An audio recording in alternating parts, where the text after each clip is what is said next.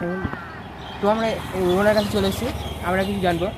তো আমরা এরকম ট্যালেন্ট আসলো কোথা থেকে, কীরকম করে? মানে মুজিব বাংলাদেশে যে মুজিবর কমিক করে, ওনার গান বা কমিক বা শুটিং করেন বা ডায়লগ আমার খুব ভালো লাগে।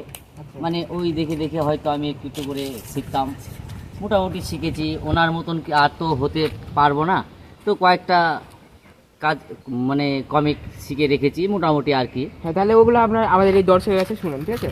হ্যাঁ, কমিট করতে গেলে মোটামুটি 2 জন 3 জন 4 জন লাগবে। আমি একা যতটুকু পারবো ততটুকুই করব। ওকে ওকে। তোমরা যখন বলছো তাহলে আমি একটা কমিক বলে শোনাই। আমি মুজিবরের যে গরু কিনা বেচা নিয়ে এটা হয়েছিল সেটাই আমি বলছি। এই গজা রে, এই গরু খোলে, এই গরু খুলে হাটে দিয়ে আস। আপা দড়ি ধরবো? হ্যাঁ রে, তোকে তো আমি দড়ির কথা কইতে বলছি। এই সর কথা, আমি যদি মিঠে কথা কই না, তুই কিছু ফুটাইস করিস রে। হ্যাঁ বা আমি ফুটাইস করবো না। হ্যাঁ রে কথা, তুই গরু এত গাছে যাচ্ছিস কেন রে? হ্যাঁ, আবার নাচি মারছে। হ্যাঁ রে, গরু তো তোকে তো নাচি মারবে। গরু অত গাছে রে, মহা ঝামেলা পড়লাম রে।